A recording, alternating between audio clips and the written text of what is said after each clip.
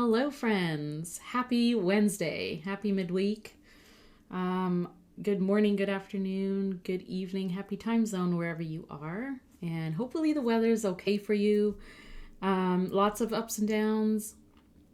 And today we have a really nice day and it's sunny and warm, so I'm going to enjoy it.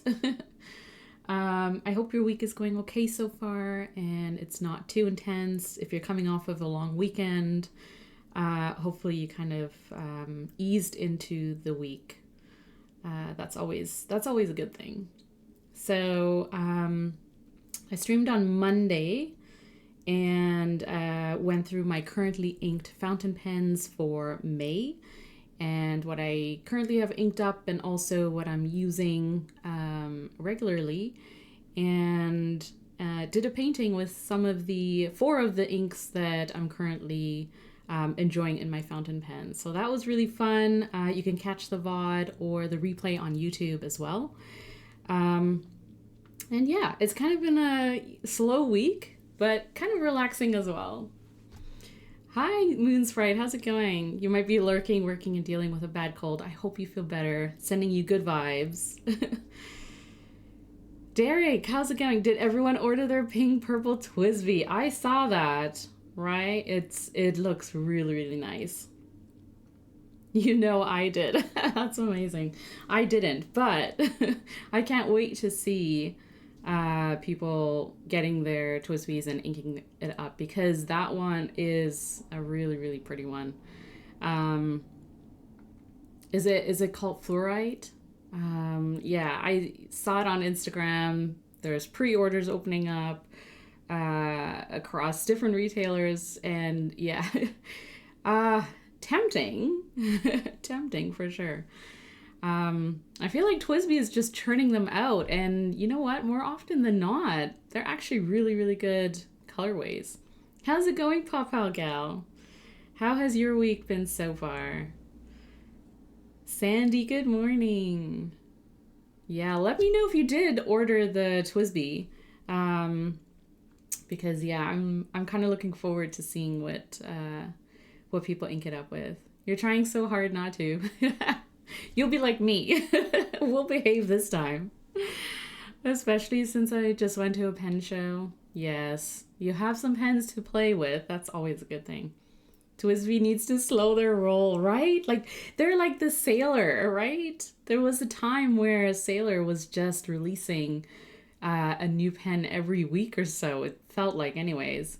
And now Twisby's doing it. It's like, I'm gonna need you all to just chill. I don't know if we can handle all of this. I don't need that many Twisbies. And a 3-stream streak. Gee, nice. Sandy, you're saving up for the PNW pen show? Yeah, pen shows come around so quickly too, right? And you gotta save up for those and budget. Good morning, VH2D. Good morning. How's it going? Yeah, there's been the Kaweco DIY where you assemble your own Kaweco Sport. I think it's the Glow model or body.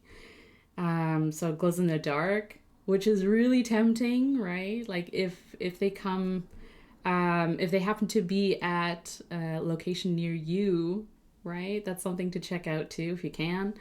And aside from that, pen shows, stationery events, stationery fests, and all of the things, right? This summer, it's just gonna be, lots of releases and lots of events that you can pick up things at, right? Yeah, stupid work. I'm sad my long stream got all screwed up due to work. Yeah, Papa Gal. And I think there were, like, Twitch was also not sending out notifications at one point. I think there's been a couple of times where people kind of commented on that. Like, I don't know. I don't know what Twitch is doing, honestly. I don't know what Twitch is doing sometimes.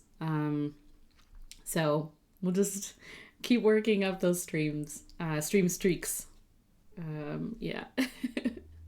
But we know it's more than 3. Yeah. right? um, Today, what I wanted to do was, as you can tell from the title and also from what's in front of me, I wanted to do some watercolor painting. And the reason is because it's fun, but also last week, I ended up going to a local art supply shop or store called Opus Arts, and they are British Columbia based, and they have all of the art supplies, paints, papers, everything. And Winsor and Newton have this campaign going on where you can pick up this postcard pad at any participating art store. All you have to do is purchase one thing that's Winsor and Newton. So I ended up just picking up a watercolor paper ring-bound book because I can always use watercolor paper. And then you get this for free. And what you do with this is you paint the postcard that's included in here. Okay, so, you get some ephemera type postcards and explanations, etc., etc. And then it explains a campaign. But basically what you do is you paint on the postcard that has their address on the back, postage paid, and all you do is throw it into, after you've painted on it, throw it into the mail, and they are collecting all of these postcards, and then they're going to do a gallery showcase of all of the postcards. And so I think there's a way to see online, because you have to register your postcard before you send it in. So they know it's coming, so they have your information, they can credit you, etc. But I think there's a way to also see it online, because obviously this is getting sent to London and I am not going there in person to see it. But as I would assume a lot of people wouldn't be able to. But I think there's a way to see online. Discover where your work is featured in the Art Mail Gallery. Look out for an email with details of online and real-life exhibitions. So that's kind of cool, right? I think that's very cool. And then you use the rest of the postcards to paint on and mail it to your friends, family, or keep it for yourself, or trade them. And yeah, I thought that was very cool. So you have until, let's see, I think it's at August 31st. Each postcard received before the 31st of August will be automatically entered into a prize drawing for one of 100 sets of Winsor & Newton professional watercolors. So that's cool. So if you want to be part of the draw, send it in before the end of August. But I kind of just wanted to do it just for fun. And, I love that idea of getting your art just out there, right? Like out in the world. And I thought that was very fun. So I wanted to do this on stream, but also do some painting in this new watercolor paper pad and see how it does. Right.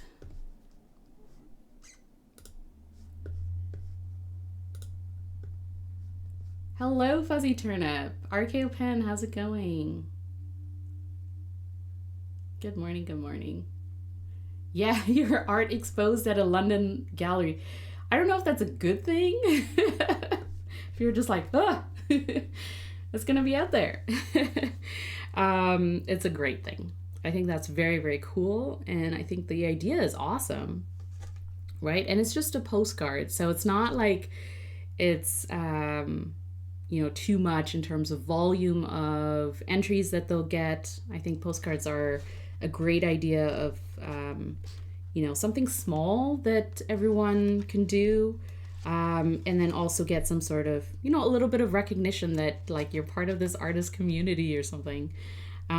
So yeah, if you have a local art shop near you, you might be able to order online as well. Like if you're, if the art store delivers to you and you can order it online. I think you're able to just order it, but don't take my word for it. Look into it if you are interested, and check it out, because I think that's kind of cool. So that's why I have my watercolor paints in front of me. This is not all the watercolor paints I have. Of course, I have a ton more. But these are some of my favorite, and also some of the ones that I find really fun to play with. Is it Friday yet? Spicy Hellcat, welcome in. It is Fake Friday, fake Friday, which just means it's almost Friday. But these paints are by Beam Paints, and they are an indigenous small brand out of, or located in Manitoulin Island, which is in Ontario, Canada. So, and I really enjoy that. I really like that they make these are handmade, little sort of cardboard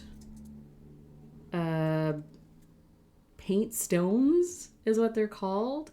And they're just little handmade containers that contain these hand-poured paints. And a big part of the company's sort of values is sustainability and being environmentally friendly. And so everything is, recyclable. They don't use plastics. And they also repurpose sustainable wood. So they make these pallets that they pour some of their paint in, so you can get these wooden pallets, which is very, very cool. So yeah, everything is sort of sourced naturally and stuff. And I love supporting brands who kind of take that extra step to really think about, the impact on the environment, whether something is sustainable and something that lasts for a long time, while also, valuing quality and how something is made. So I thought that's very cool. So let's pick out some colors that I'm going to paint with. I didn't really think it through in terms of what colors I'm going to pick out, so we're going to do it together. But just some fun colors to use. Yeah, I like looking at more sustainable options for sure. And I'm sure there's a lot of options out there. This is just one that I came across, and I love the quality of the paints. They are artist grade. And so, everything that they sort of offer takes that into account. And yes, it is pricier than, some of the paints that you can get, but I feel like it's worth it knowing, who you're supporting and, how that money is spent. So these are my swatches of all my individual paint stones. And you notice that some of them are shimmer, and some are a little bit more opaque, some more like gouache-like. But there's like so much variety, even in, some of the blues or greens, all the greens that I have. And you can see that shimmer coming through, which is very cool. So I kind of like painting with a mix of standard colors and paint, and then also layering in a little bit of shimmery paint as well, because then, similar to fountain pen inks, right, when you use standard inks to paint with and also layer in or add in a shimmer ink, all of a sudden everything kind of looks a little bit more shimmery. There's like an added sort of dimension of shimmer and shininess to it. All the greens, right? It's so good. I'm still dealing with allergies, by the way. It's tough. It's tough. If you go through seasonal allergies, it's just been nonstop. But will survive, I hope. Your allergies are terrible. Oh man, it is tough. It's just so like, you have to get through it. It's like an added layer of trying to get through your day. Like, constantly wiping your nose and just, yeah, so. But it's okay. We'll take it easy. We'll take it a little easy. Can you explain what gouache means? Oh yeah, gouache. I'm gonna show you on the Beam Paints website because they offer, as other paint shops where you can get paints and stuff, you'll see options. Sometimes you'll see options for regular paints or water-based paints, and then sometimes they offer gouache. And let me just quickly look up. I'll show you this paint palette that I have that is gouache.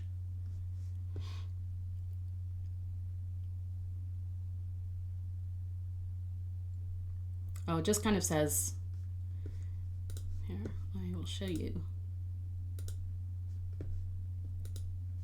Okay, so this is the palette that I have. I don't know if you can see it because my window will be covering it. But it just says the gouache colors, which works well for layering or painting on darker paper, as they're more opaque than transparent.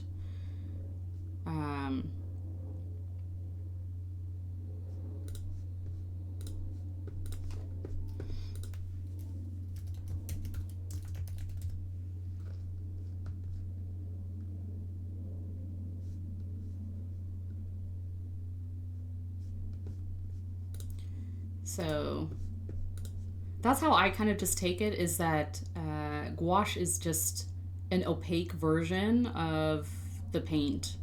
So it's water-based paint made from pigment and chalk. It dries to a smooth, velvety, matte finish, etc., etc.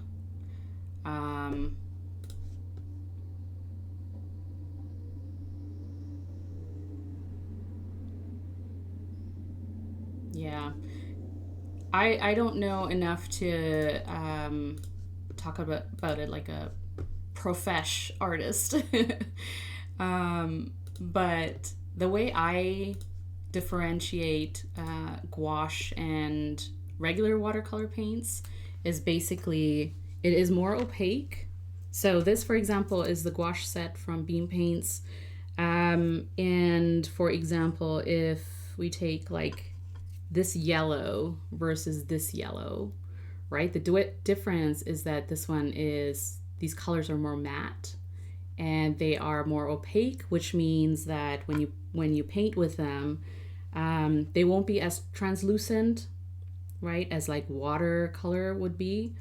And you can use them on darker papers. So if you're maybe doing an underpaint, or you're sort of painting a layer of paint and then you start adding colors to it, what's going to happen is you're going to have like different sort of colors showing through.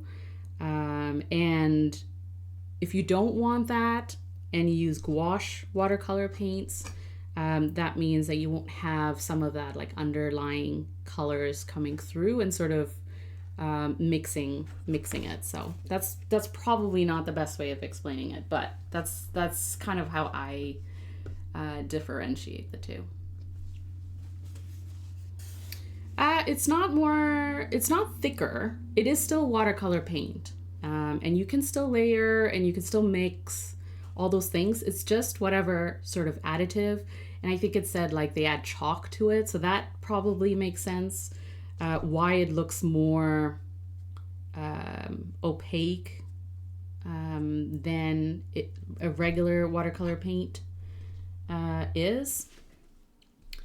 But the consistency, the quality, the way it feels to paint with it is still the way that you would expect watercolor to behave. I think the use case or the way that you would apply a gouache paint to your project would be dependent on, are you using a different type of paper? Do you need the paint to sort of, sit on top of it differently than you would maybe just plain white, stark paper? So yeah. You've read a lot it's come up a lot, because like even in acrylic painting, people I think have their preferences of what they want that finished look to look like. And so, they're kind of picky, or they look for a certain characteristic in their paints. So I think the same can be applied to watercolor paints as well. Like professional painters or people who sort of know or use watercolor paints more often and regularly, I think they sort of start to look for certain characteristics and certain properties in their paints because they know what they're looking for in the sort of end project. So yeah. My daughter paints with Kuretake paints, but got gouache and white for highlights when she ran out of regular white. Yeah, that makes sense because you're more likely to see a gouache white than you would a watercolor white. So this, for example, is a gouache white. So it sort of sits on top of other paints so that you're more likely to see it. Right, so yeah, it can be used as highlights or to use as a highlighter type of thing.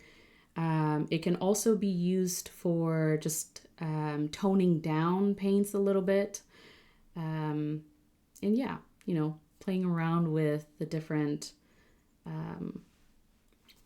ways that your paints look. Hey Pen friends. I just read Hey Pen, Indy. Hi Indy, how's it going? Okay, so I got my paper, and I am just using a ceramic plate to mix the paints.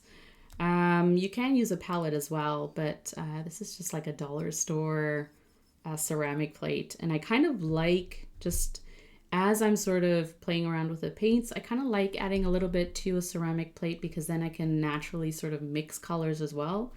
And, because I'm not a professional painter or, watercolorist or anything like that, a lot of the painting that I do is hobby based. And it's more so to allow me to play with paints and to naturally sort of learn how the colors work together, how they kind of mix together.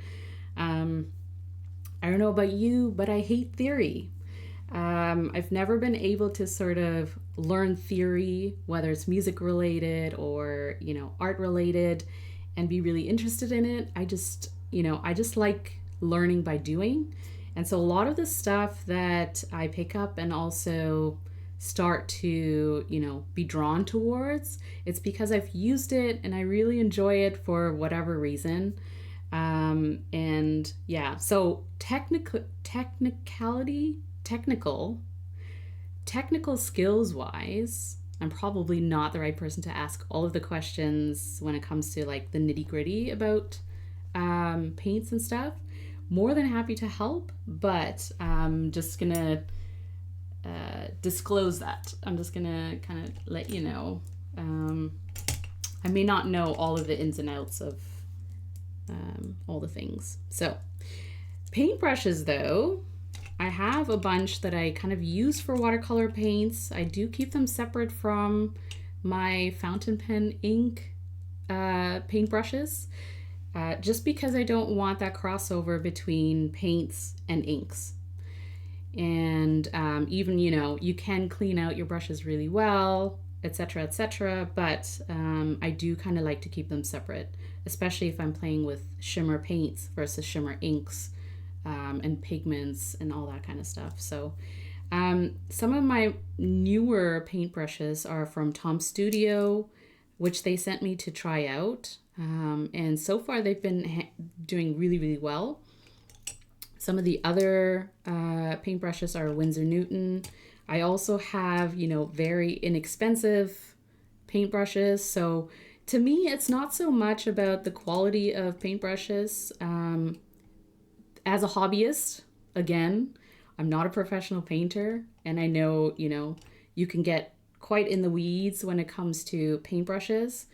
But for me, it's more so the shape of the brush and what I want to paint. So because I do a lot of floral painting, my go-to brushes are more of the round shape.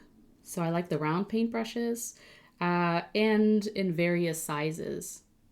So it's not so much, about how wide they are, because, obviously the bigger the paintbrush or the brush, you'll put more paint down on the paper. So I kind of like playing around with some of the smaller brushes. Hi, little dragon teacher. How's it going? Fountain pen use music theory is intense. Yeah, I paid attention for like one session or one class, and I was like, no. I'm just gonna learn by doing. So I played instruments as a kid, and probably the only instrument I learned to play based on actual rules and theories is the flute. And I could probably pick it up again, though I haven't practiced in years and years and years. But everything else, piano included, I played by ear. And I think I kind of approach art in the same way. Is art theory just bores me. And so a lot of the art that I do is just, it's based on practice and putting aside time to experiment and explore. And I think for me, it's just a more enjoyable way of using my supplies. And again, don't have a lot of technical skills in terms of, knowing all the ins and outs of everything I use, but I know the application a lot more than why or what's behind, what the reason is for certain things. So fourth year music major theory almost killed you. Oh man, yeah, I can imagine. It's a lot. Trust your instincts. Yeah. You know what? I highly encourage, if you are into especially music, and art as well. Like if you want to do it more of like in a professional sense, or really take it seriously, I guess. Like if you want to take it in school and stuff, that's great. And definitely pay attention because there are reasons for everything, right? And the reasons why they're made a certain way and all that stuff. But if you are a hobbyist and you just want to have fun with it, I would recommend, based on my experience, not to get bogged down with the technical aspects of everything and theories on, what you should and shouldn't use or mix. I say just do it. But do it in a way where you're not like for example, mixing fountain pen inks, right? Do it in a way that you're not contaminating a whole bottle of ink when you're just kind of playing with it or experimenting with it. And I would say the same thing with paints as well, is, always kind of take a sample of it and then experiment. Like just play with it. Go nuts.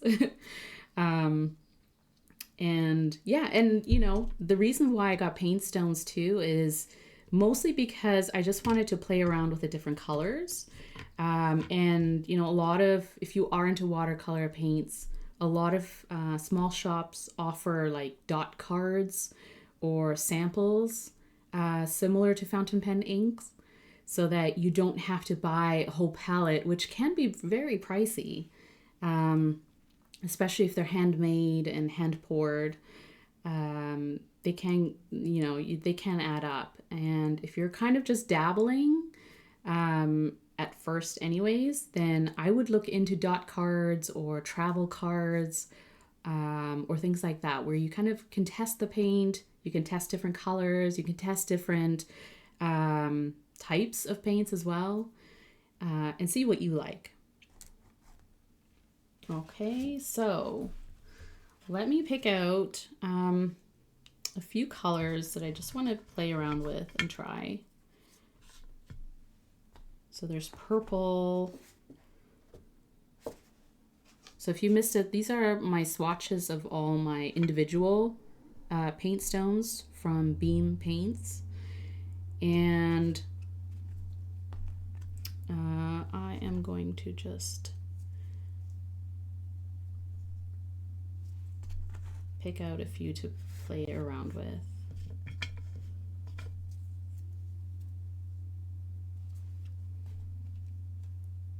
So I got a blue, I got a pink, I got a purple, maybe a red.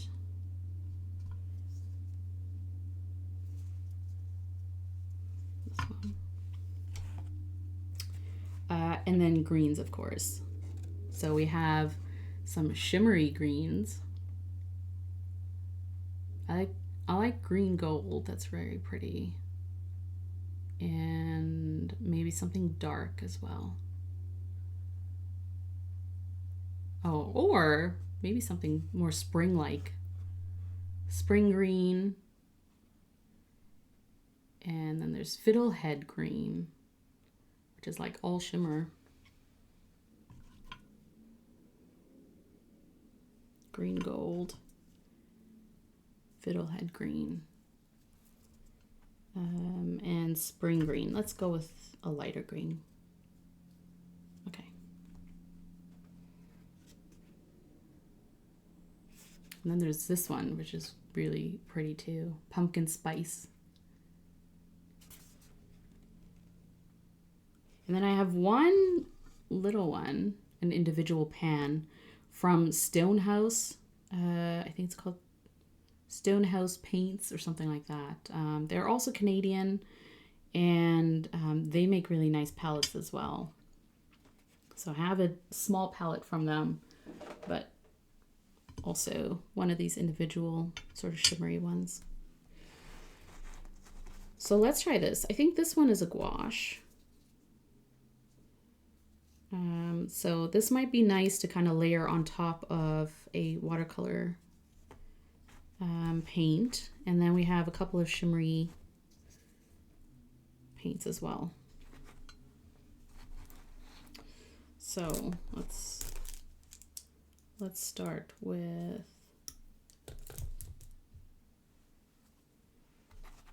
green. I'll do last for the leaves. Okay, I'm gonna move this over here.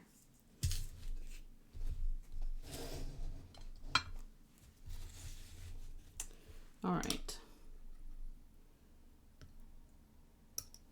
So let's do purple, because that's a nice one. It's called Grape.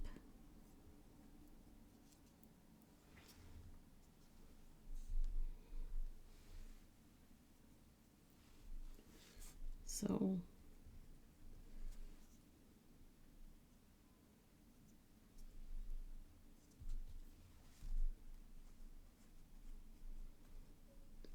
it's a nice purple.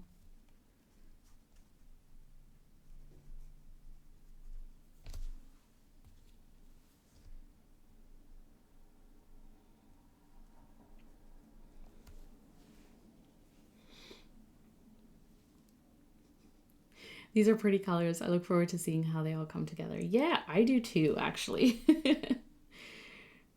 Like I said, I didn't really think too much about what colors I was going to use.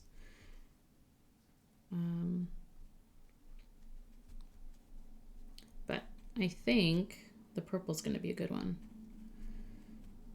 And then we'll layer on a little bit of pink and red as well.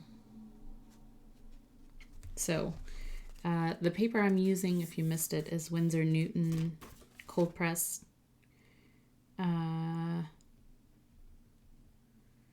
300 GSM.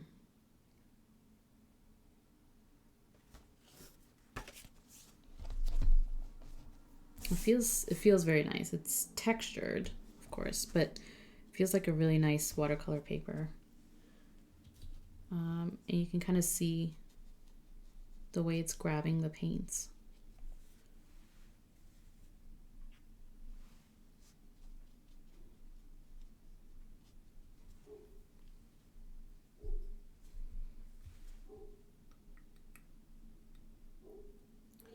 Okay, I'm gonna add a little bit of blue. Just a lighter blue. I might also use a darker blue. Yeah.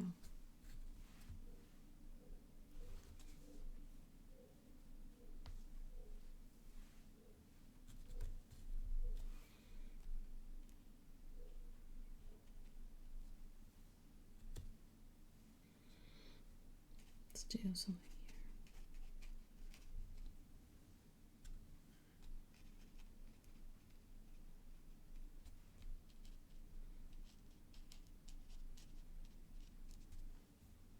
This is nice though. I think those two go really well together.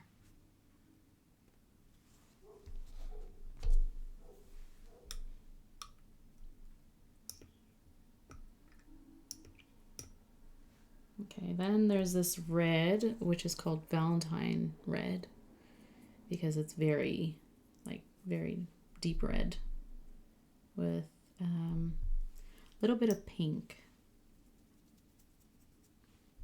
Closer to magenta, probably.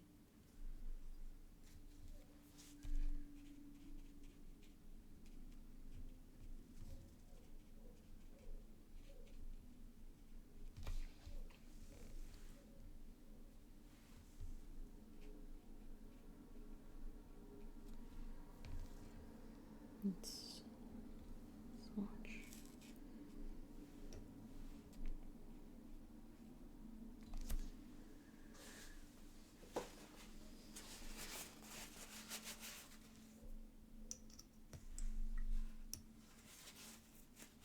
It's a nice red.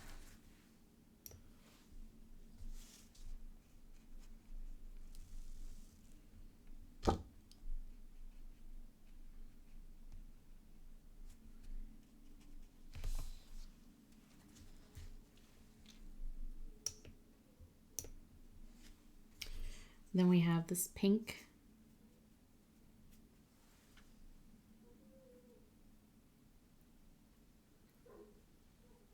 So you can tell that it's gouache because it's sort of milkier than regular sort of watercolor paints. So even though it doesn't feel thicker per se, it looks like it because it has this aspect of white. So when it's down on paper, it's not as translucent as a watercolor paint, which means that it can sit very nicely on top of other paint that you have. And so it'll lighten up colors if you want to, or if it's dry, you can kind of layer gouache on top of other colors.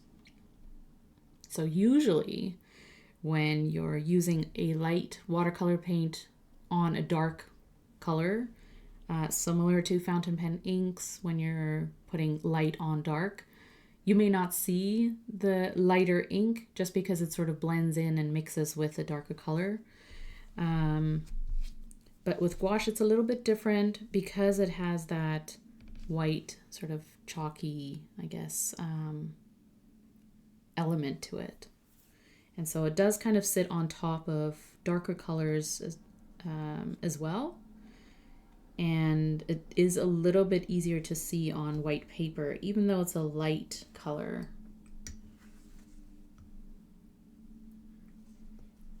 It doesn't kind of blend into your white paper.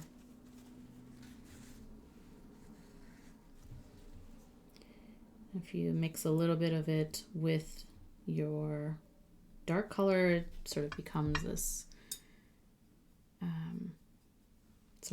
this pinkish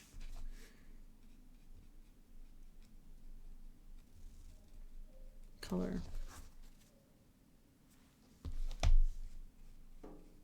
That was kind of fun that way.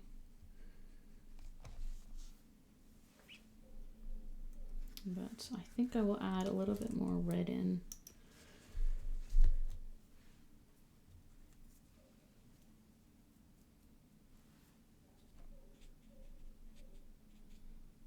And darken this paint a little bit, painting a little bit.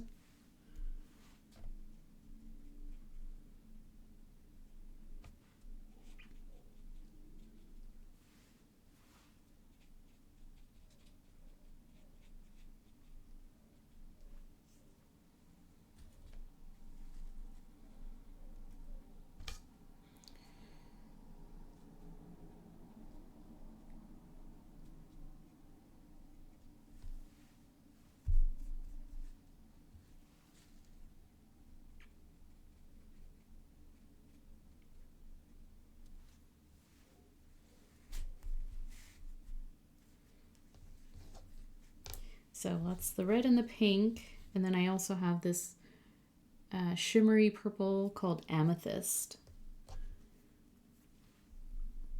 So let's see how that looks.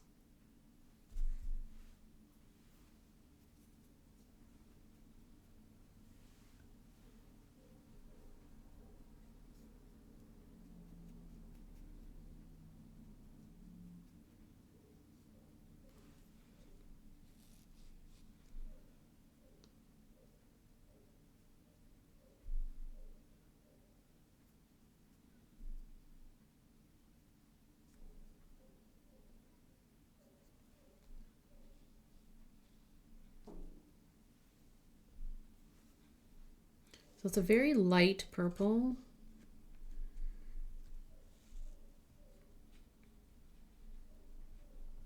So, but once it dries, we'll see that it's shimmery. Very pretty. So I might actually add a little bit of this on top of some of the other purple.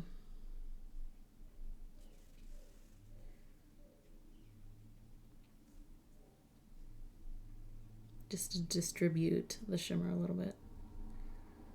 Maybe even here.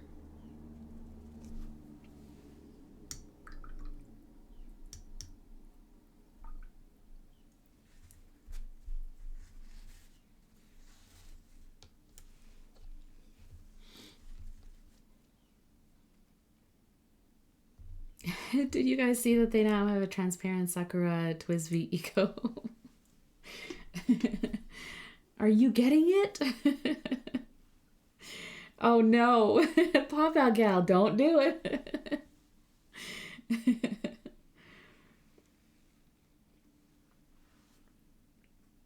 Oh no, with cherry blossoms.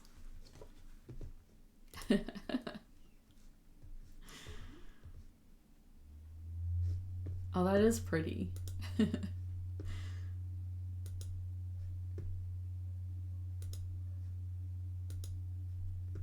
Yeah, it's a very pretty pen.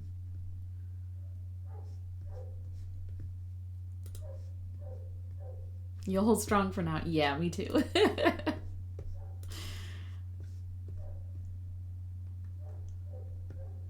We'll keep each other from getting all of the TWSBIs.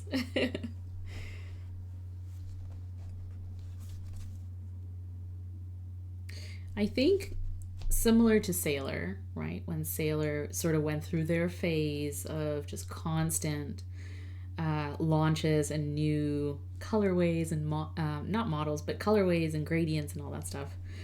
And not even gradients, but you know, you depending on what shade and what color you were into, at some point they would release a pen that spoke to you because of the combination of, you know, different colors or shades or the name and the story behind some of them, where you're like, oh man, this does remind me of whatever the scenario was. Something calming or something beautiful. And I feel like TWSBI is now doing that, where it's like, you know, it reminds you of a nice cold glass of root beer or whatever. It's like, they know how to get you with the stories. So at some point, one of the launches or one of the, pen bodies will be like, just right up your alley enough that you're like, oh man. But you got to hold out until that happens. Because otherwise, yeah, I mean, you can collect them, sure, why not? But do you want to? That's a different thing, right? So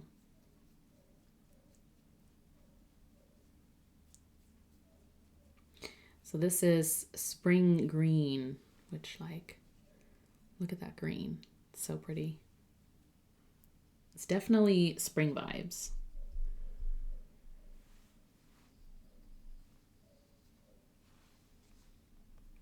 So let's do a small.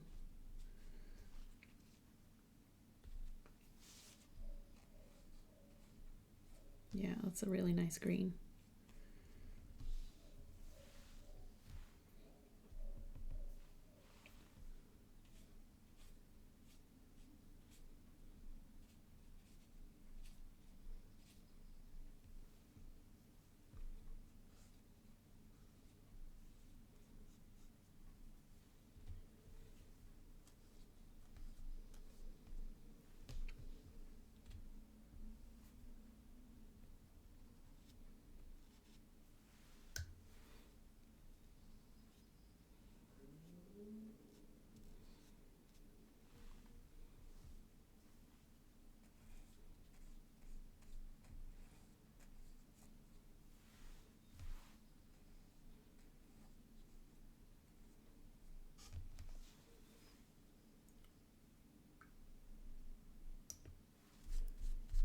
And then fiddlehead green.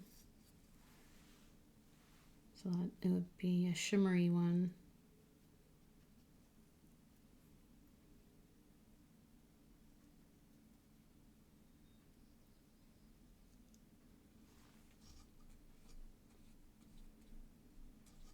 It's also kind of light.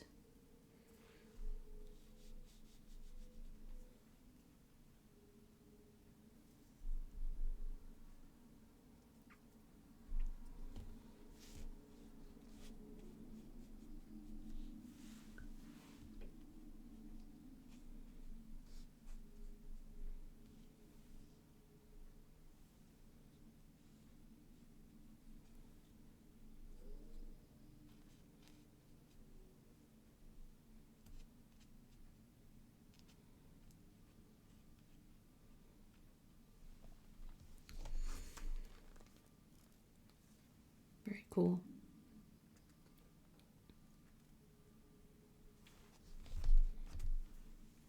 I think I like some of the darker greens too, so I think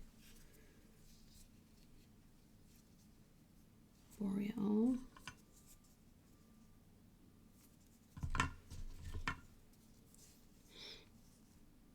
Rainforest. Pine. This one's a nice dark green. Let's see if we can add some of this in as well.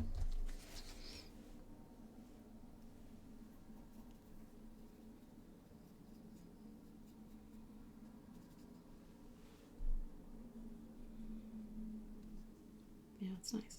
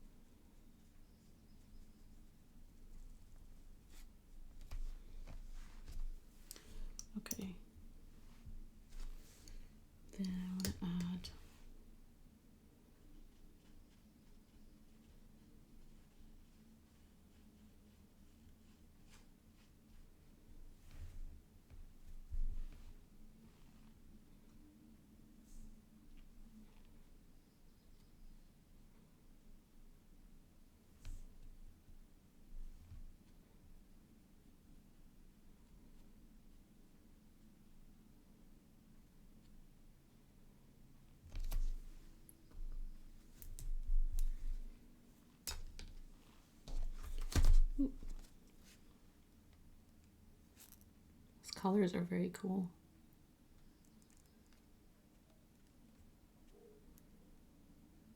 Very nice. Yes, add pops of dark green will bring it together. Yeah.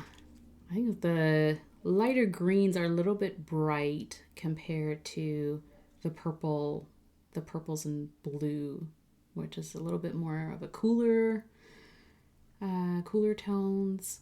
And then we have these sort of bright greenish. The other thing too I can do is I'll add a little bit of this green into the middle of the piece. So it just has a little bit of green in here.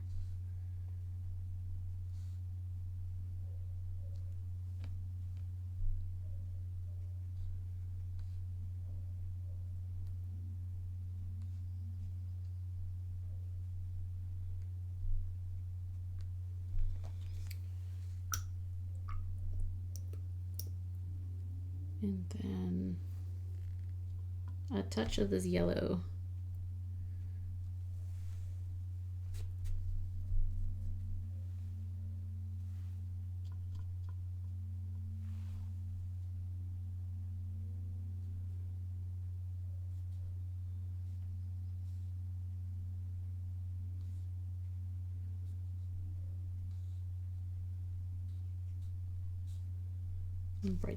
Brighten things up a little bit.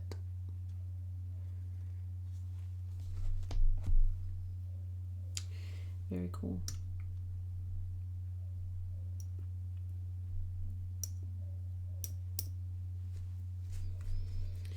I like that.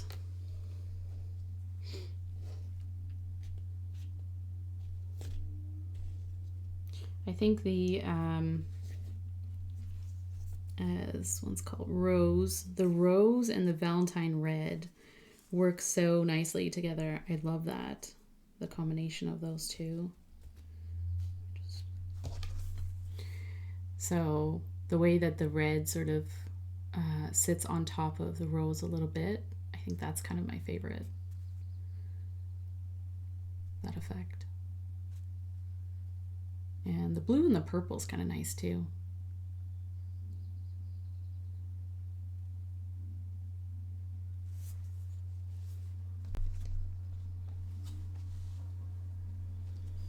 Yeah, they are great colors.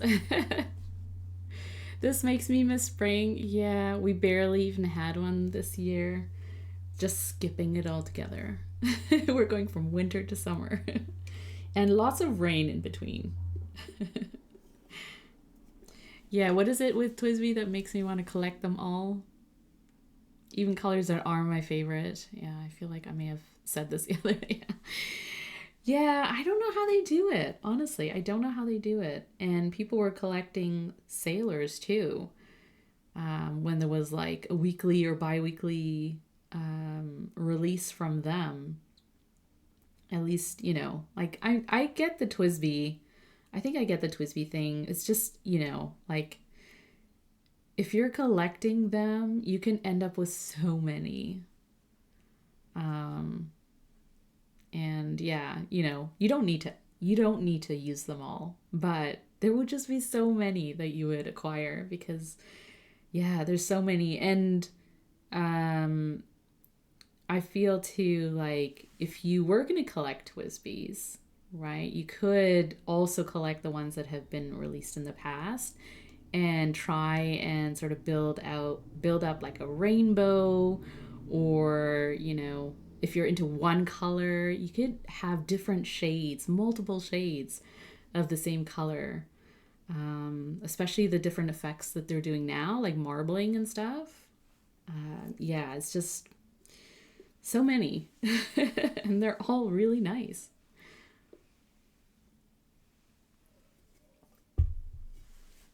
So I'm going to let this dry. And I'm going to do this postcard. But I think I'm going to focus more on the pink and the red.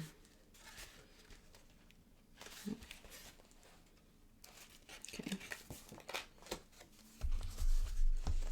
So if you missed it at the start of my stream, I got this postcard pad from a local art store called Opus Arts. They're based in British Columbia. And Winsor Newton is running this campaign currently where you can get one of these pads for free with a purchase of anything Winsor Newton. And what you do is you paint on the postcard that they provide in here with postage paid. So on the one side, you just kind of paint whatever you want and then just toss it into the mail, and it gets sent to them in London, and they're putting together this gallery, a showcase of all these postcards that they're going to get, worldwide. From artists. And when you register, you have to register your postcard before you send it in. And when you do, they'll have your email or whatever on file. So wherever your postcard ends up being showcased, they'll send you an email with instructions on like how to see it or whatever online. And yeah, so you'll kind of know where it ends up, which is very, very cool. And then I think they're also kind of running a giveaway or whatever. So if you send it in by the end of August, then you'll be entered into one of their giveaways. But it's kind of cool. Like they include extra sort of, if you're into collaging or junk journaling, some cool things to add into your journal. But yeah, I thought that was a very, very nice thing that they're doing in terms of just bringing a community of artists together, putting something together that they'll showcase. And it's kind of fun, and it's low key, it's not a lot of pressure, even though I feel a little nervous about doing my postcard. Yeah, but it's okay. It's all good. Okay, so what I wanted to do is I wanted to use similar colors, but I think what I want to do is mostly focus on the pink and red, and then maybe have a little bit of purple and the blue as like accent colors, because they are still very pretty. And then you use the light green with the dark green so that it's not super, super bright. All right, so let's do some pink first.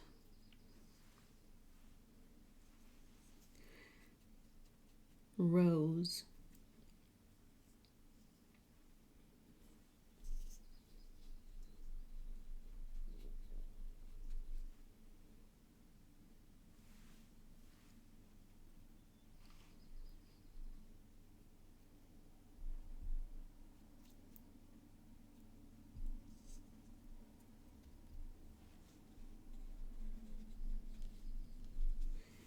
And I want to keep it wet because I want to add a little bit of the red and layer the colors a little bit that way.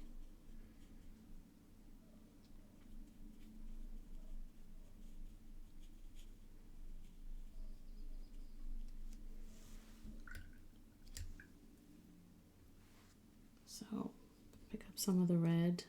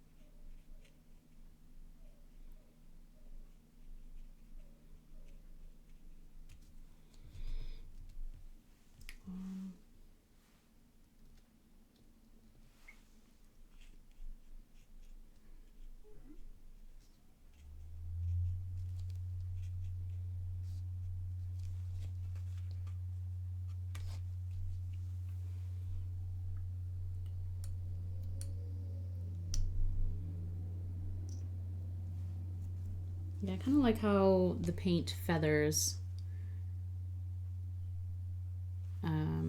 when you're adding a dark color into a light, or when the two colors are wet and they sort of blend into each other. It's very fun. Very cool. Okay, so a little bit of the purple.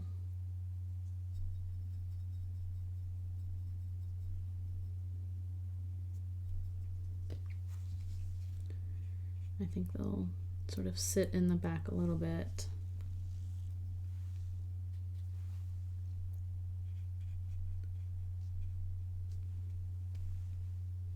Then I'll also add a little here.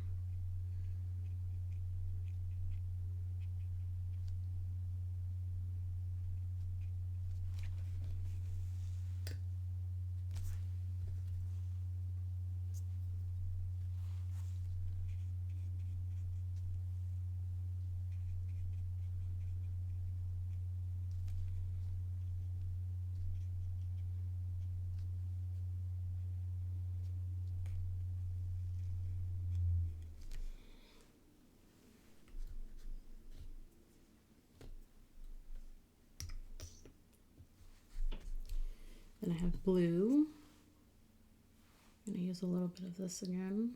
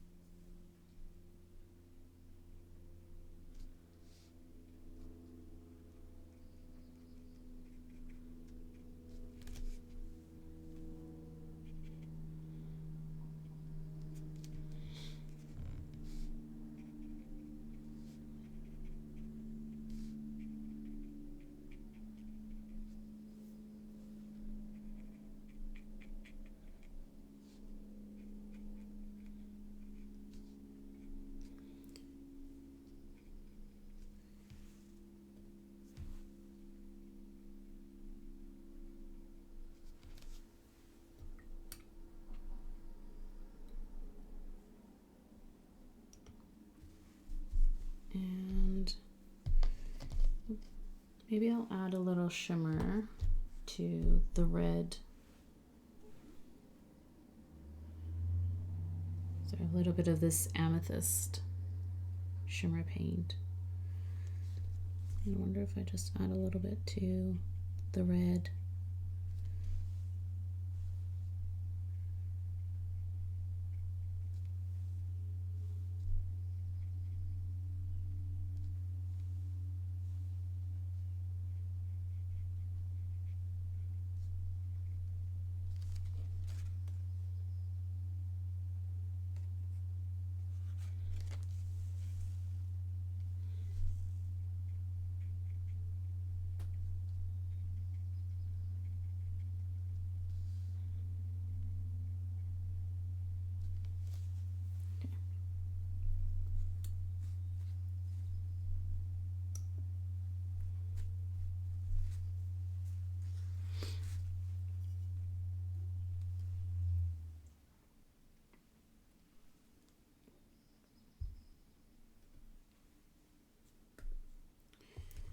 I'll add some green now.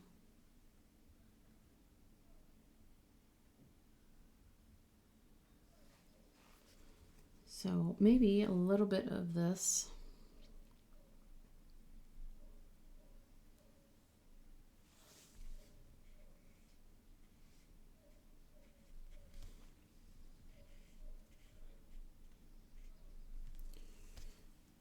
And then a little bit of the dark.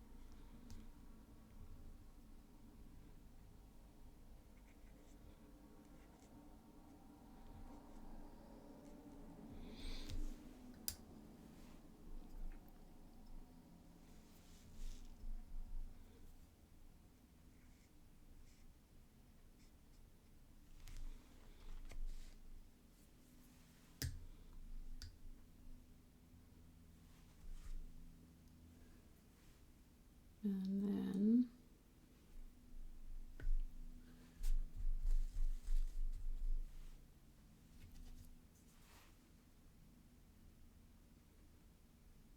let's add a little fiddlehead green to somewhere.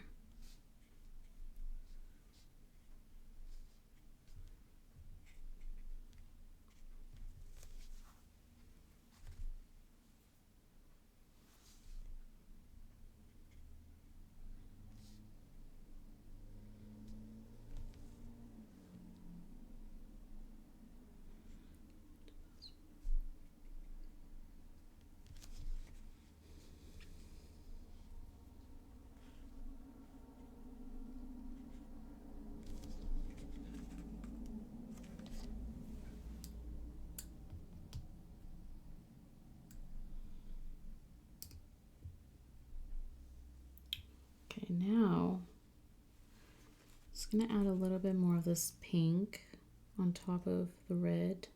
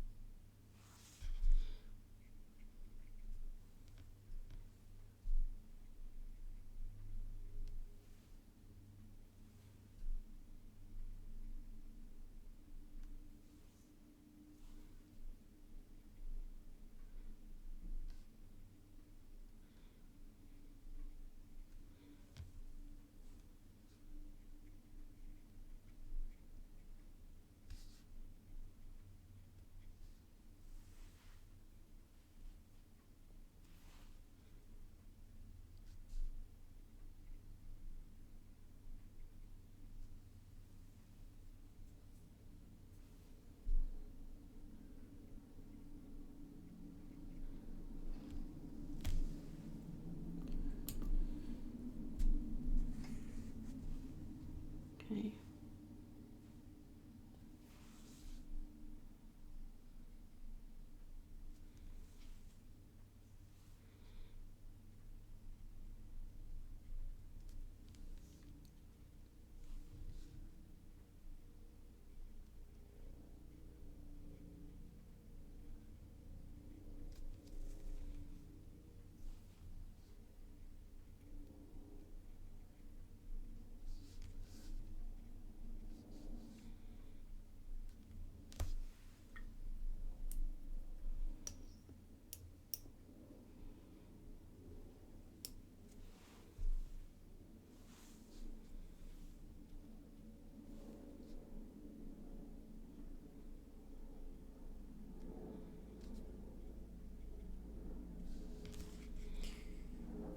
Okay.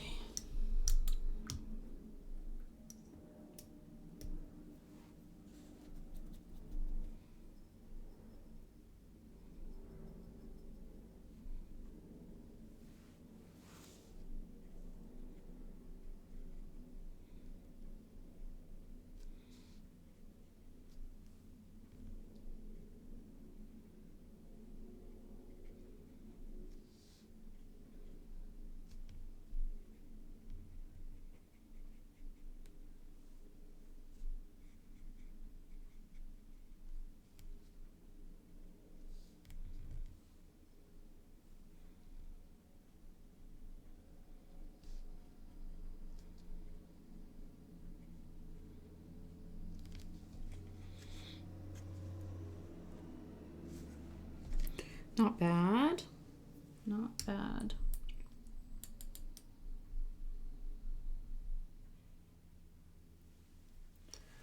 All right. Let's see how this is doing.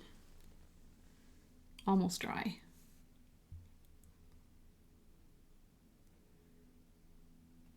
It's pretty cool.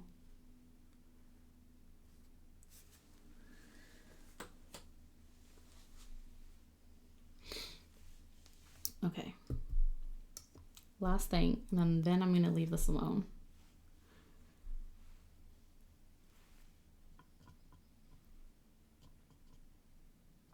Famous last words.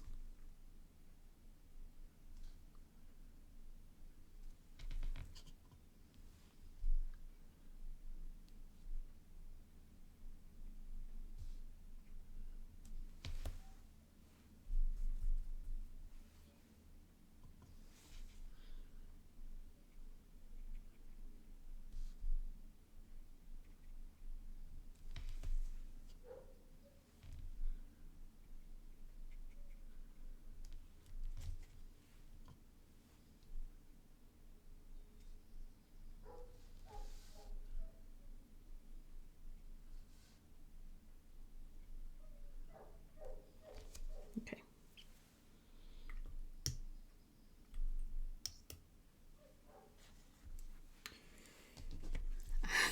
I see a face.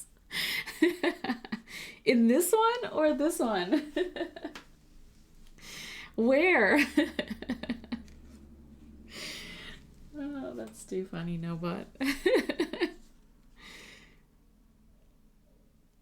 It's a little bit of yellow to brighten it up, just a tiny bit. That one.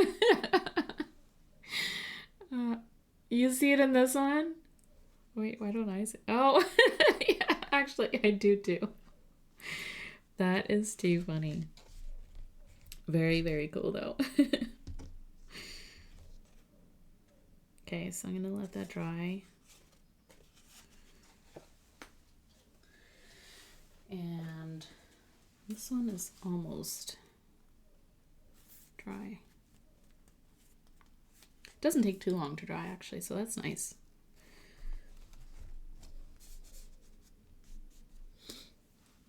Okay.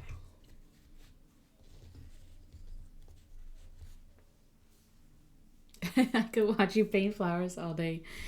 Papa Gal, we would be here all day. It's a sad face. Yeah, 2 red flowers and a sad purple mouth. I also kind of saw a bearded face with a red paint. But too fun.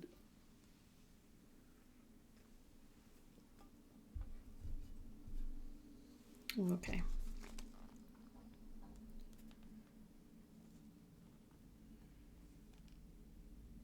Very nice. Okay, I am just going to move a few things around.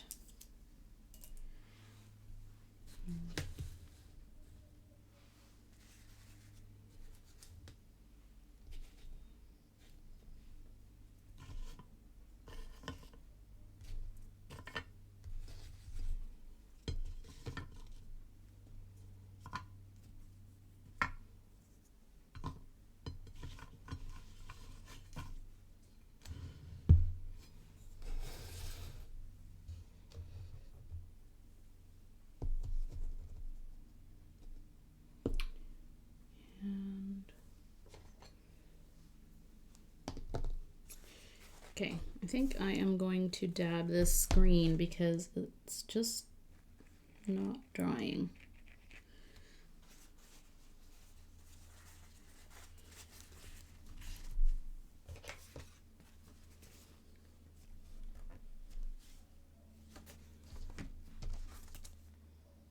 Anything else? Great.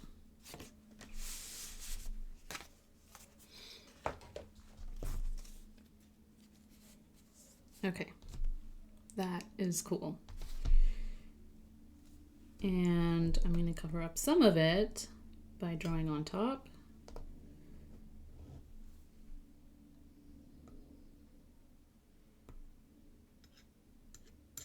And so I'm using my Kakimori stainless steel nib with Kakimori pigment black ink. So that will sit on top of the paint.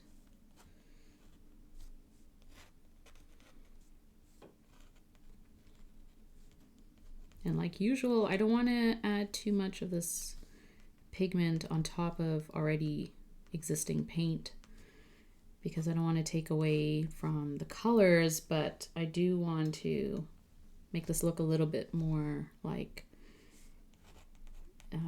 its purpose is, you know, that it's a bunch of flowers sitting together.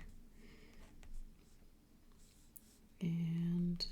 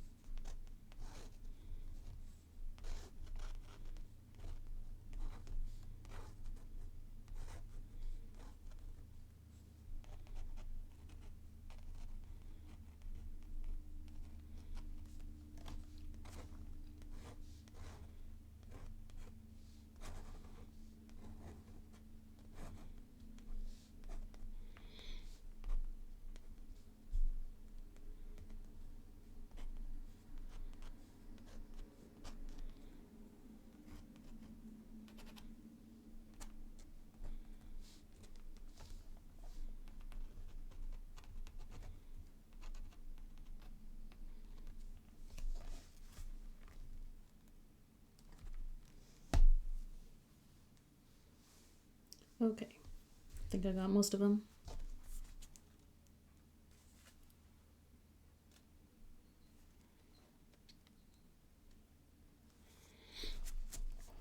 Very cool.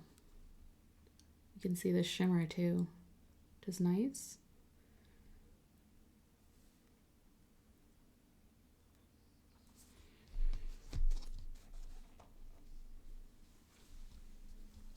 So we'll let that dry. And this is still drying. It's almost good to go, I think.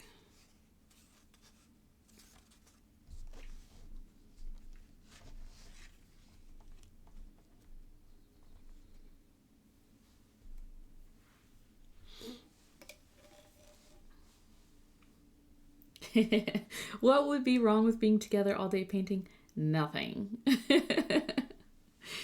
Yeah, you saw the bearded face. Very beardy.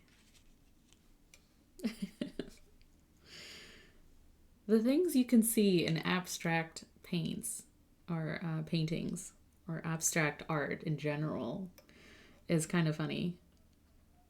Sometimes it's a little bit more obvious than other times, but yeah, it's definitely, if you look hard enough, you can see something. And then it'll just be stuck in your head. You won't be able to stop seeing that.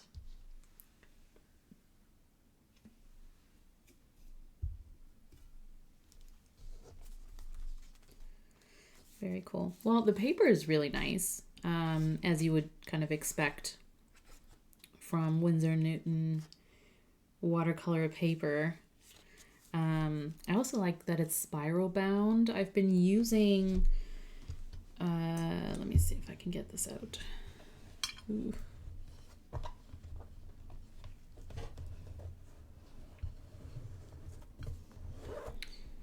I've been using this sort of hardbound watercolor sketchbook, and I like it.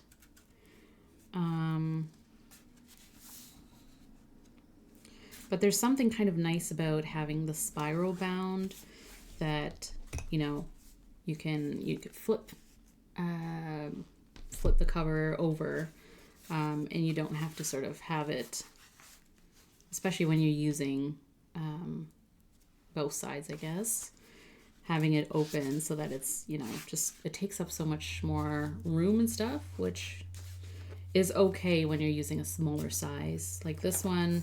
But for the larger sketchbooks where it's hardbound, or, you know, they're like book bound,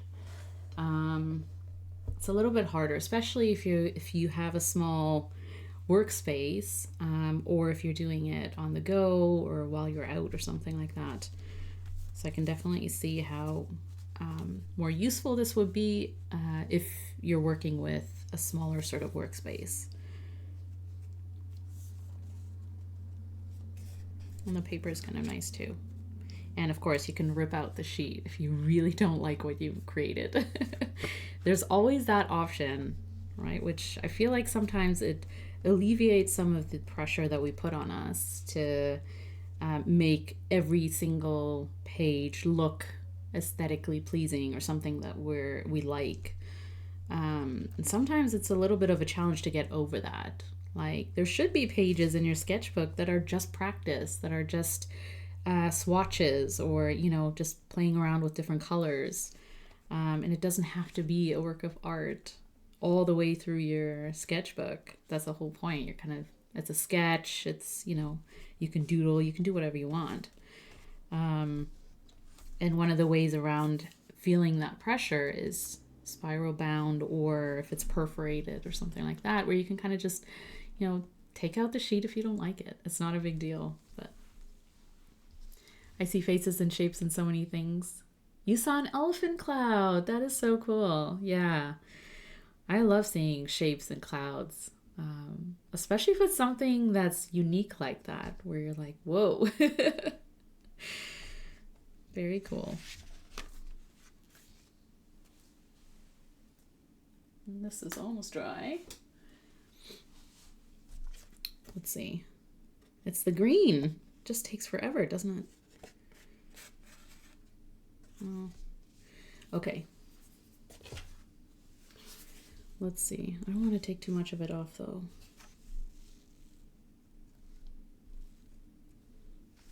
That's okay.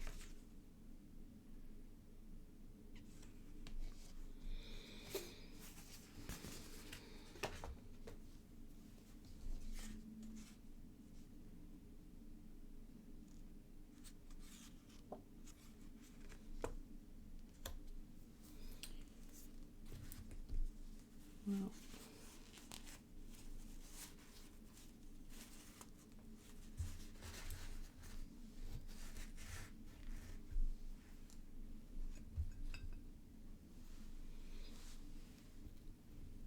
If you had to, which one would you take a sip out of?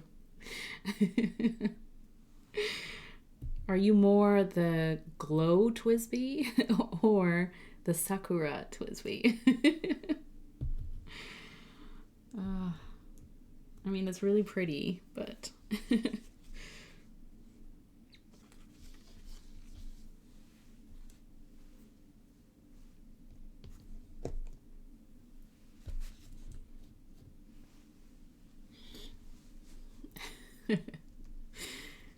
You always have such great points. Aw, I'm glad. I have all these sketchbooks and notebooks. It's fun to have them for different things. Yeah. It almost looks like Twisby's matcha. Yeah, a little bit, doesn't it? Looks a little radioactive. Like something might happen. Whereas this one looks more like strawberry cream.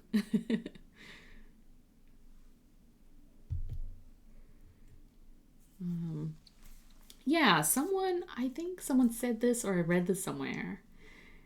But it was an artist who's been doing art for a long time, so they know what they're talking about. But they said that you should always have more than one sketchbook at a time. And I found that interesting because I forget who it was too, but it was someone I think that I follow on Instagram that just constantly creates art and mostly painting. And I always kind of felt like to keep everything in one sketchbook or in one place is a nice way of seeing your progress and like your art evolution, I guess, right? But it's interesting that someone who does a lot of art all the time, kind of, you should have more than one sketchbook at any given point that you're using. And I found that really, like, it was kind of freeing in a way because you shouldn't bog yourself down with one sketchbook, especially if it's, one type of paper. We as paper people, right? We know there's all kinds of different paper, all kinds of different uses for the paper, and also ideal tools depending on the kind of paper you're using. So if you are creating art, you should probably have a watercolor sketchbook or, a sketchbook that has paper that will take a lot of water. Whether you're using watercolor paints or inks to paint with. But then also, why not have like a fountain pen friendly notebook with Tomoe River paper or MD paper or, anything in between, Canopus, Irreful, whatever.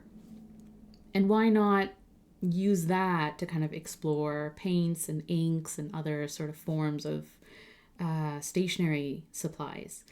And then why not have different sizes, right? Like, especially if you know the type of paper that you enjoy working with, and whether it's painting or drawing or sketching or whatever. But why not have different sizes? Something that is portable, that you can carry with you, that will encourage you to take it out and just do a quick sketch or doodle. And something that you can have on your desk that gives you more space, more room to play. Why limit yourself in the way that you're kind of like, I need it to be portable and to do sketches out while I'm out and in the moment. But also I need something that I can kind of explore and use to just get to know my supplies. So it is something worth thinking about, that, notebooks are used for different purposes. Taking notes, obviously, journaling or writing your thoughts in, but also to create art in. And so if you're using notebooks that are specifically designed for art, then like that should be its own category, right? Like it's not like having multiple planners, right? And then feeling like, well, which one should I focus on and which one should hold the priorities in my life? But the whole point of sketchbooks or art notebooks, I think, is to have fun, to explore, to feel creative and feel free to just, throw paint in there or throw inks in there. So I think it should be mandatory. I think it should be mandatory. If you have an art sketchbook, have more than one. Try different papers, try different sizes. And try ring bound versus, a hardbound book. So yeah, that's my little spiel. But I have been thinking about it for a little while, where I was trying to keep my sketches and my sort of floral art in one or two sketchbooks, because I like to share it. I like to show people. I like people looking through my sketchbooks. And I always kind of felt like artists kept like a main sketchbook or a book where that contained all of their art. So yeah, it was interesting and very, yeah, freeing to kind of hear someone who does art for a living and also just in their regular life for a long time, to say that they thought it was important that you have more than one, that you're using at any given point or given time. So you're back, fountain pen use, after my spiel. No, I'm just kidding.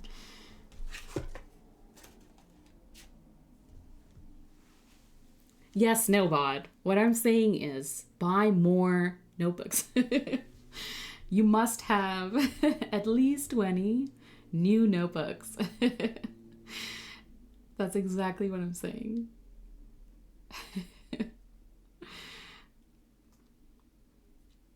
That's what I need to build more of, is fountain pen paper. Yeah. Good thing Florida Stationery Fest is this weekend. Oh, is it this weekend? Oh, awesome. You see? The timing is perfect. So definitely look out for new notebooks, new types of paper. There's a local person here in Colorado who's making teeny tiny miniature watercolor notebooks. Yeah, I've seen really small ones, and I think it's cool. It's very, very cool, to have a miniature. And you could just focus on doing, something small, something quick. Yeah, have a blast. Oh, yes, Kaleidocraft. Very cool.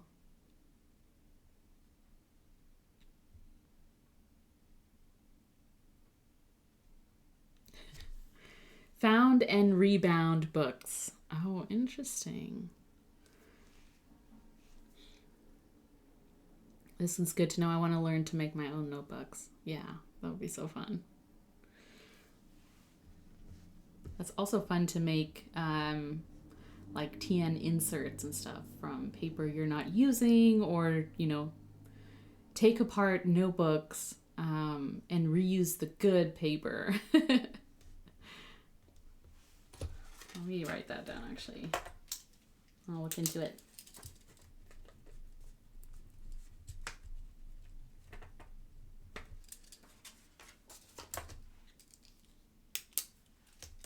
Okay, let's do this.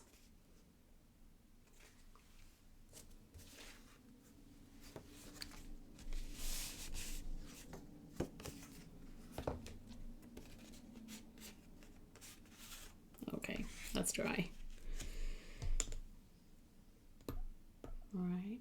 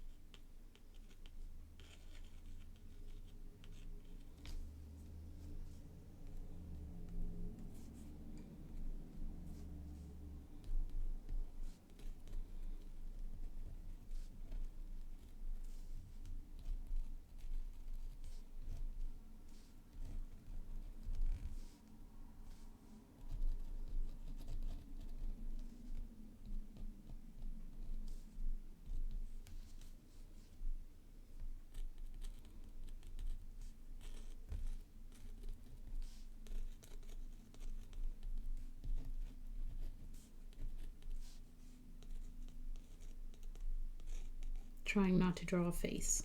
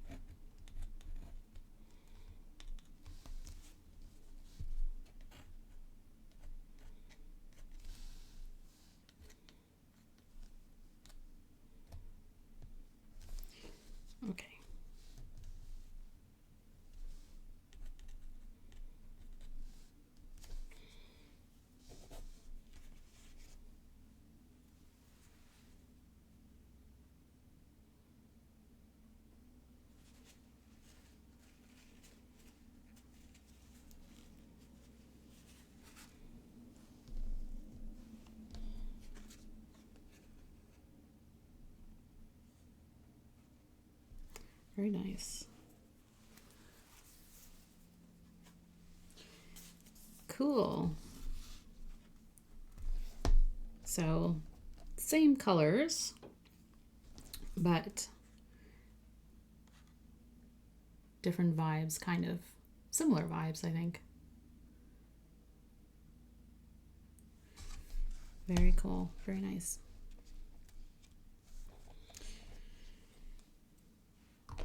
All right.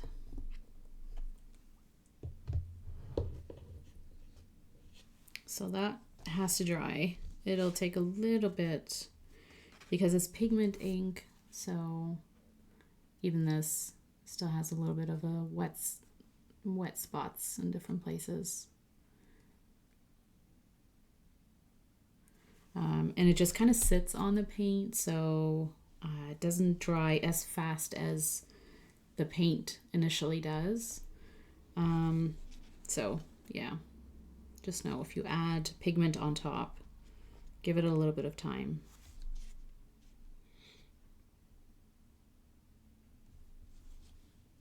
To dry correctly or properly.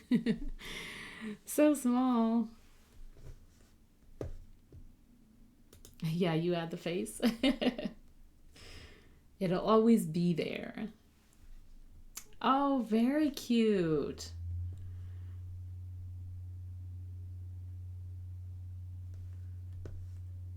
Let's see. Yeah. These are so cute. In the palm of your hand. Oh. So you need a few of these. Can't just use one. You have different themes, different art that you do in each one.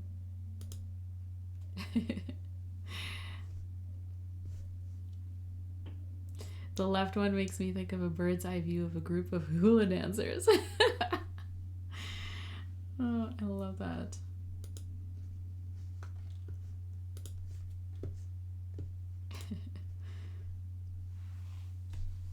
But the dancers...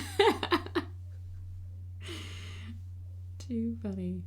Yeah, they are darling. They're so cute.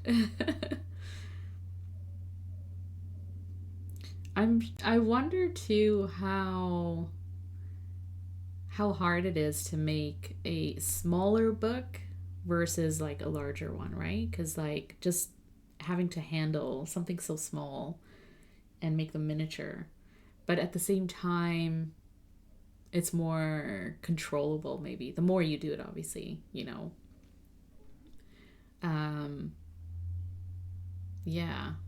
I wonder. Last year I got a notebook made out of Monster at the end of this book from her. Oh, that's awesome. Oh, yes. That makes sense for your name. You would struggle drawing in it. Yeah, that's a good point too. Like holding it open. I guess you could clip it, but also like having to, yeah, that's probably why you need to kind of keep it simple, in that you're just drawing, one little thing. Like if you're documenting something, or like you're trying to design something, I could see that being useful if it's, you're just doing something small in it. And also just having it on the go. Like you could fit that in your pocket and go. And have like a tiny little paint palette or a small set of like, pencils or whatever, coloring pencils and stuff, that you'd have on the go with it. Like I can see how you could make like a little kit, almost like your to-go kit, where you just have like a tiny book with a tiny pencil, tiny eraser and stuff, and a pocket pen, and have that be like, something you kind of play around in. That would be fun. I like the different covers too. Like I like that let's see. Yeah. Like if you're into plain color covers, or there's some designs and some very cool. Doesn't seem too hard to stay open as well. I don't know if it lays flat, but the way that it looks like it's been bound looks like you can probably keep it open while you're drawing in it. Yeah, draw monograms. That's awesome. Very cool. She's doing miniature watercolor palettes. Yeah, I can totally see that. Like it seems like it's useful in the way that it's you could be part of a travel kit or something like that.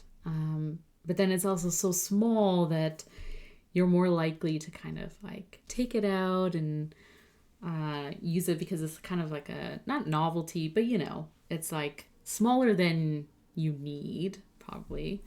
And it'd just be really fun to take it out and do something small in it. She's so small signatures, so her books lay flat. Yeah, that's what it kind of looked like. So that's good. That's a lot of work, right? Like, again, I can just imagine, like, even though the size is small, so you don't have to do a lot of, like, you don't have to cover a lot of space. It's just very intricate. That's the word. It's very intricate.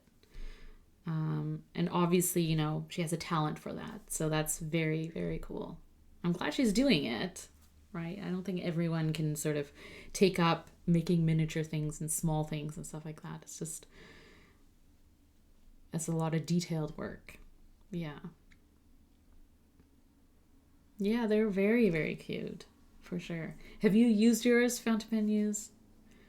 Are you using it for something specific? Give us some ideas. It is fun seeing what people create, and yeah, and kind of seeing the different types of like, or the different like versions, types, the kinds of, you know, books people are making, and the applications as well. Especially with like watercolor paper or paper that you can like mix media or something, where you can use multiple mediums and just kind of have fun in it too. I definitely don't think I would use one of those to write like notes in, but if it's just like, oh, just, you know, 5 minutes of creating something on a page, it's a good habit builder. Yeah. This is our talk about buying more notebooks. You need more sketchbooks. I have used one of mine, but it's a big one. Okay, not a mini. Oh, okay. She uses excellent fountain pen friendly paper. That's awesome. So definitely multiple ways that you could use it. I can definitely see it being like, you know, just a space to, and it feels like because it's that small, it would feel very personal, that you can kind of keep to yourself, and it would just be like your space to create anything. I know, we're more intrigued. Tell us more. Very cool. Sorry, what's the, let me look her up.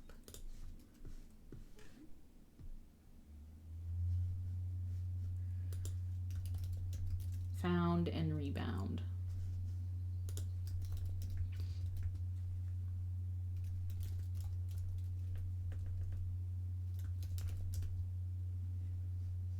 Rebound books.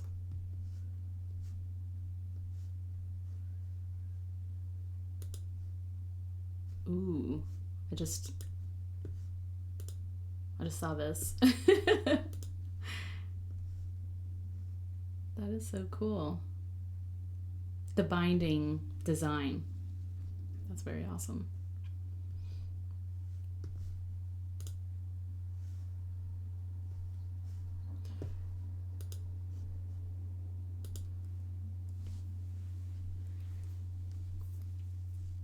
And in the storybook ones, she preserves the actual story in the back. Oh, wow, really?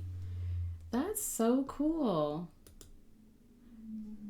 It's like a nostalgic thing too, like old books. Oh, sorry, I have to... Let's look at this one. Oh, okay, wait.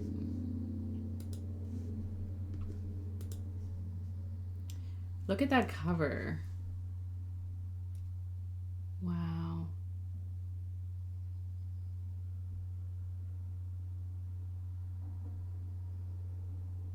Yeah, ripped books. That vintage look is so cool.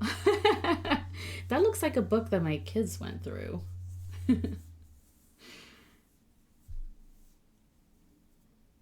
Very cool.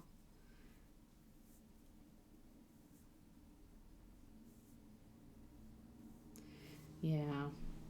The way books were made too that are vintage and older, they last for a long, long time.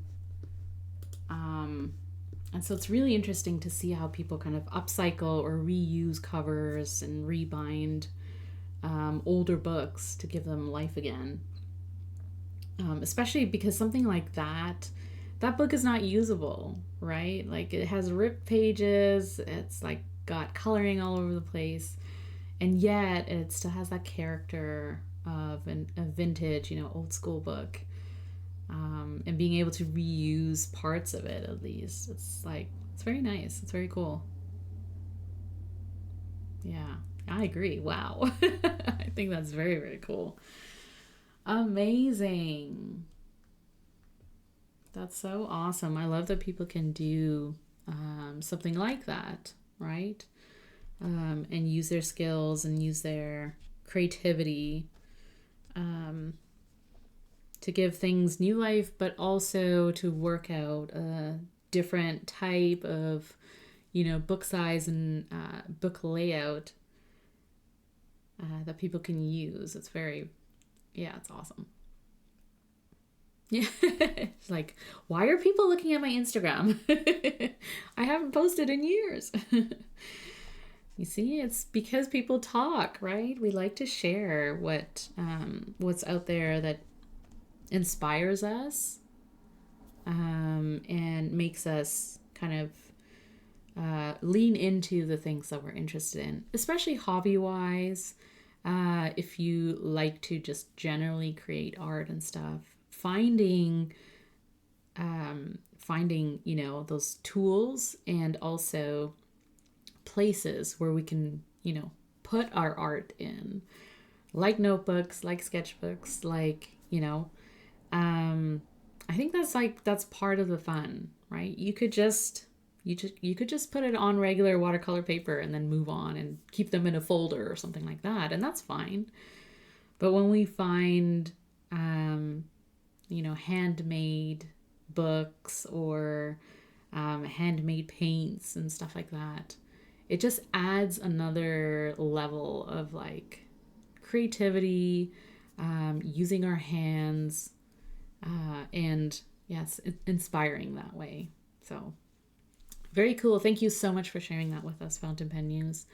I am going to bounce, and Brad is not streaming today because he's on vacation this week, so I don't think there is anyone to throw it to.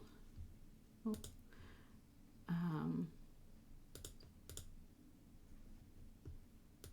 Let me just double check.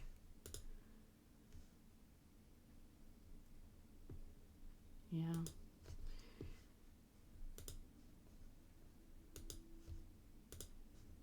So we'll leave it there. But thank you so much, friends, for hanging out and for talking stationery and sharing, all sorts of cool things. I don't have much planned for the rest of the day. Probably gonna go outside and enjoy the sun that we're having after a couple days of rain. But definitely, back to content creation and getting some stuff done, creative projects and things like that. Just trying to think. Yeah. What are you up to for the rest of the week, friends? You'll be working. Yeah, you want to live vicariously through all of you. Tonight you'll be using your stationery, so that's awesome. Yeah. Thank you, Sandy. Yeah, I like how, that turned out. I like the colors. Very spring vibe-ish, I think. Very cool. But yeah, if you do want to participate in the Winsor Newton postcard campaign, visit your local art shop and see if they have any of them. Or check online too. It's just a bit of fun. Or, otherwise just take out your stationery, explore, have fun, get a new sketchbook if you think you need it. If you want it, I give you permission to have more than one sketchbook because apparently it's a thing. And, we should use what we want to. So, yeah, you know what? It's going to be a pretty casual, I think, rest of week. And I'll see you in other streams. All of Octopus. Yesterday's stream was really cool. If you didn't catch that, you can catch the VOD.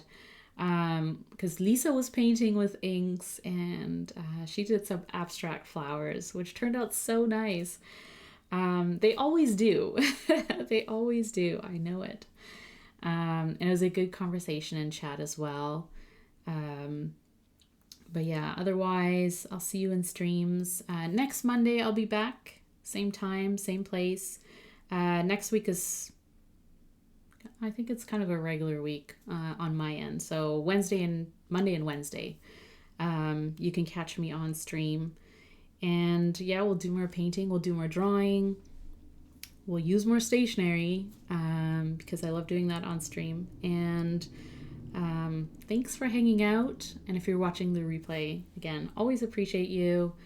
Go play with stationery. Be kind to yourself. Be kind to others. Take it easy this week if you can.